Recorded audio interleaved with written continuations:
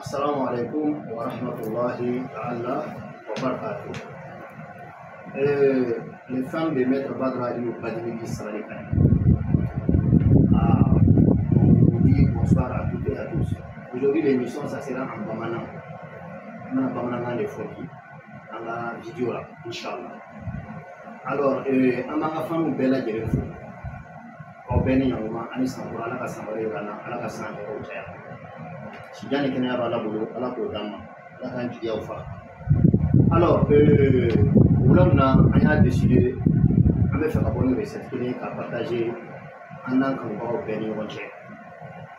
Maman, on faut qu'on y demeure à Tchèque, qui sait qu'on fait un tournoi pour faire, mais ce qu'il faut qu'il y ait, d'appuyer qu'il y ait, d'appuyer qu'il y ait. Et quand il y a parce que l'équipe il demeure pas au bout Tchèque, quand on va au Tchèque, l'équipe vous bête un tournoi, il y a la vie, il y a la vie. On va faire un peu on va faire d'abord qu'il y ait salam alaikum wa rahmatullahi ta'ala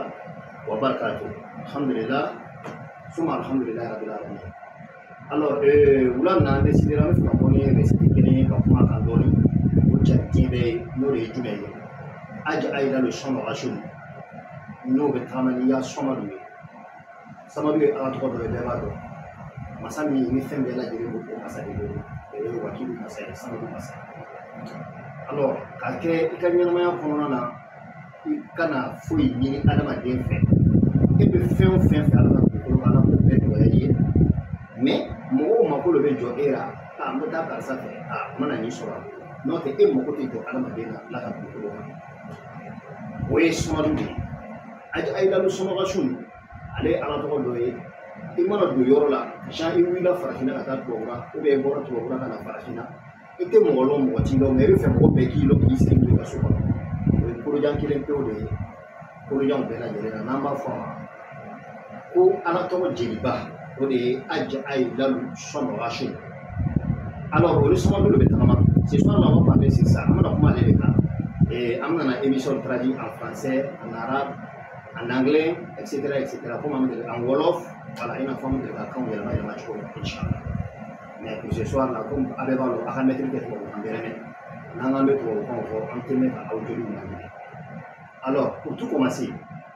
il y en a même qui nous n'ont pas fait d'abord, on met à fin d'amadoni ni à faire. Donc, pour les Jumaï, il y a une vidéo à partager pour que l'emballement la mette chez nous parce qu'on a la tombe sur le lanaï. Au fond, on va faire un mot d'iri, à abonner à la chaîne, n'a abonné à la canne, avec une notification likée, cloche de l'île de greffe, à les dire, n'a les dire.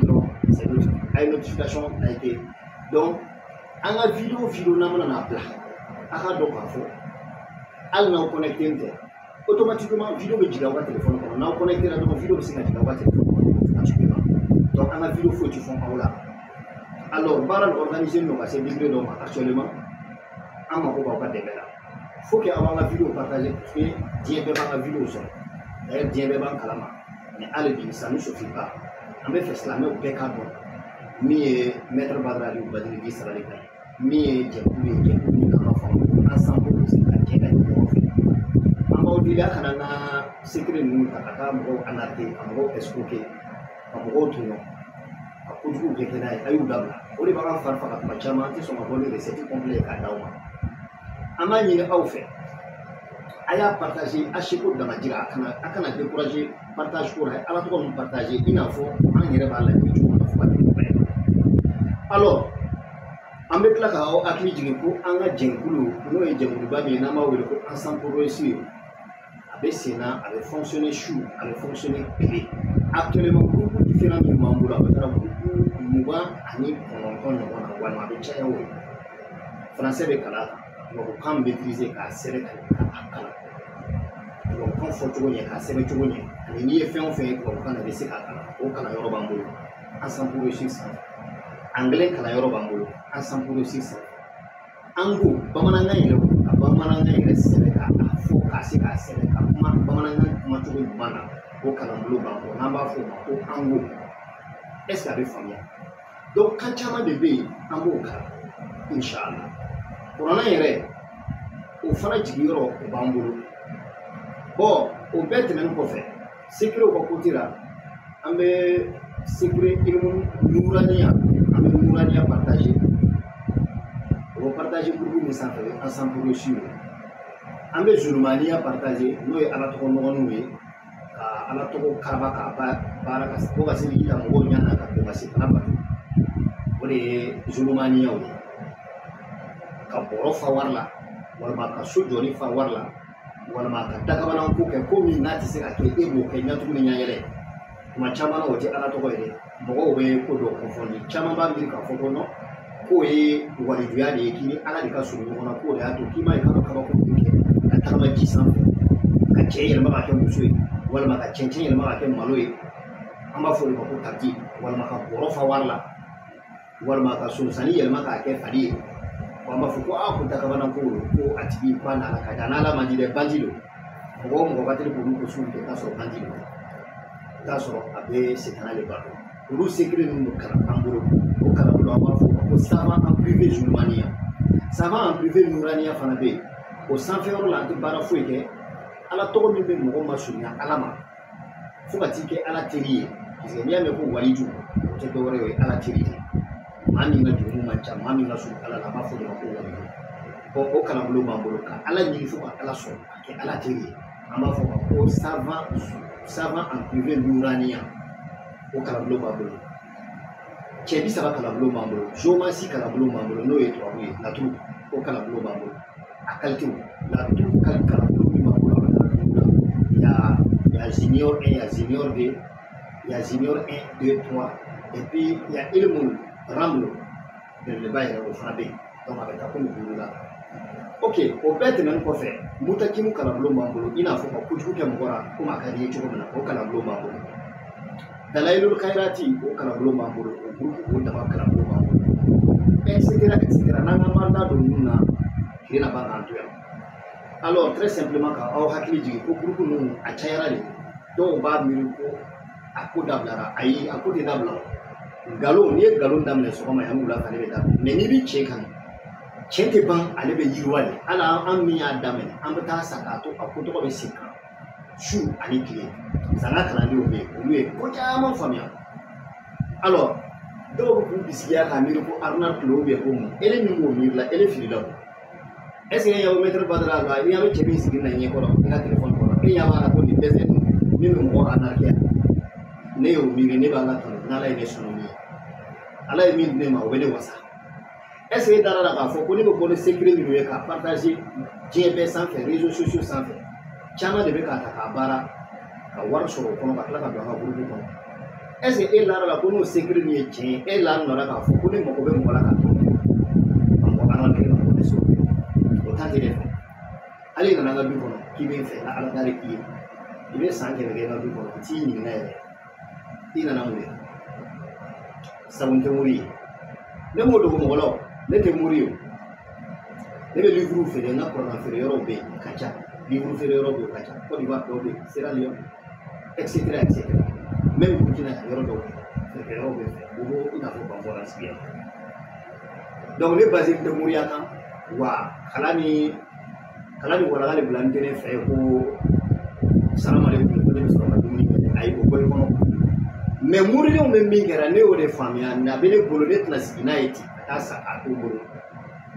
n b'a di aw ma n b'aw kalara a k'a ta k'aw yɛrɛ nafa n'a ye alors an b'aw hakili jigin a kana ɲinɛ dɛ i bɛ maître badara yɛrɛ i ye ne kanu cogo min na ne diyara i ye cogo min na i kɛra ne ka fan ye ne de ka di ye mais n'i yɛlɛn ka groupe sanfɛ i bɛ taa choc dɔw sɔrɔ yen mɔgɔ minnu bɛ se ka ne yɛrɛ kalan an kana ji min an kana sɛgɛn an kana sunɔgɔ su ni tile san 20 san 30 o bɛ ne kalan lɔnni na n t'o ka lɔnni dɔn ka ban o ɲɛmɔgɔw bɛ yen kalanbolo ninnu sanfɛ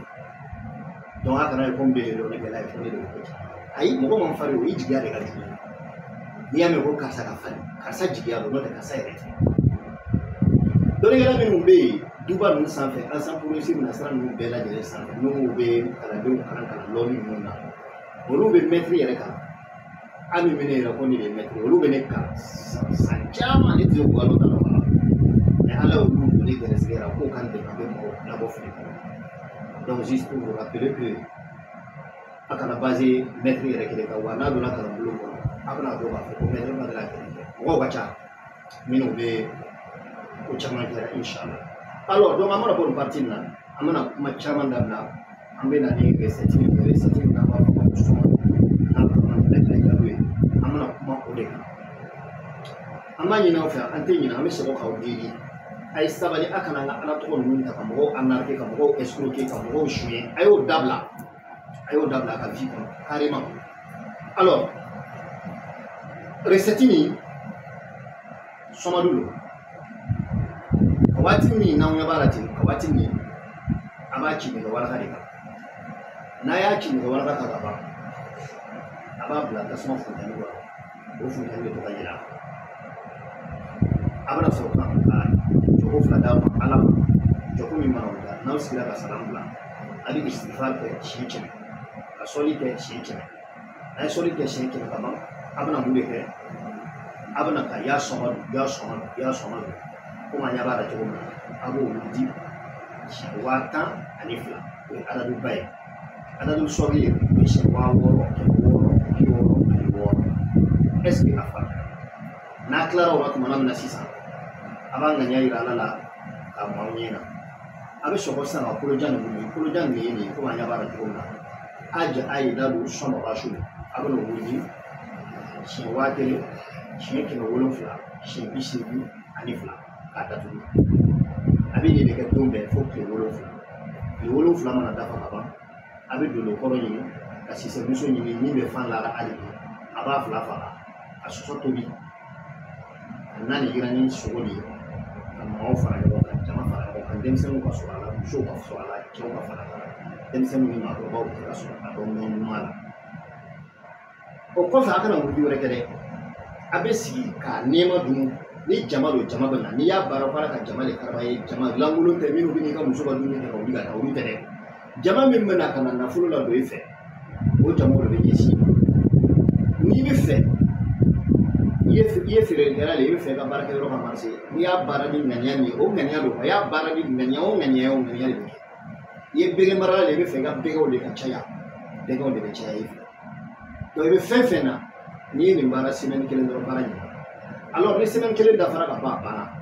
donc i b'a sigi tile 20 kɔ tɔ min bɛ yen kalo bɔ ban i b'i sigi fo kalo wɛrɛ a bɛ daminɛ dimanche de quoi ka ban samedi don kalo wɛrɛ dimanche i b'a baara daminɛ i bɛ riyada nin kɛ tile 7 ale na i bɛ sɔsɔ dɔrɔn saraka hali n'i ye sɔsɔ dɔrɔn tobi k'a saraka denmisɛnninw ni ɲɔgɔn cɛ baara ɲɛna mais a don fɔlɔ a baarako fɔlɔ i bɛ dolo faga ani sisemuso goyima dolo goyima b'o de kɛ n'a ye 60 mɔgɔw jɛ donc nin baara kɛcogo o de ye nin ye donc ala tɔgɔ nin a bɛ baara cogo min na o de filɛ nin ye a bɛ baara ka bɛn fajɛri wagati ninnu a tɛ baara sufɛ dɛ n'i ye fajɛri seli ka ban i ka zikuru ka ban voilà fo ka bɔ tile bɛ taa wuli ani 8 heures 9 heures o y'a sɔrɔ i tilara a bɛ baara ten don semaine 1 kalo ka bɔ semaine 1 inchallah bon des fois n'a nana jaabi fɛ n'a mɛlɛkɛw nɔrɔlila ka ɲɛ i bɛ se ka semaine 1 semaine 2 kalo 1 kalo 2 kalo 3 kɛ i b'a ye a hijabu bɛ yen jama bɛ suuri i kan mɔgɔw bɛ nata bɛ caya i ka hɛrɛ sɔrɔta bɛ caya i bɛna kɛ ten de fo ka taa nafolo sɔrɔ donc ne yɛrɛ nan'a ye nin i y'a baara fo ka taa kalo sa hali bi hɛrɛ bɛ donna kana baara o kalo i bɛ se ka kalo 2 kalo 3 kɔnɔ ka sɔrɔ k'a baara n'a faamuyara an b'aw fo ka ban k'aw fo ka tila k'aw hakili jigin a ye video ninnu partage i n'a fɔ an b'a fɛ cogo min na a kana ɲinɛ dɛ a kana se ka ɲɛ a kana sɔn ka ɲɛ a kana ala tɔgɔ ninnu ta ka mɔgɔw namara n'a ye a kana mɔgɔw escroquer n'a ye ni min y'a ta fana k'o kɛ an t'i danna mais an b'a ɲini ala fɛ ala k'i sara i ŋaniya bɛɛ ni ce c'est la voix de maître Badara Ali Kadimou di Salam alaikum.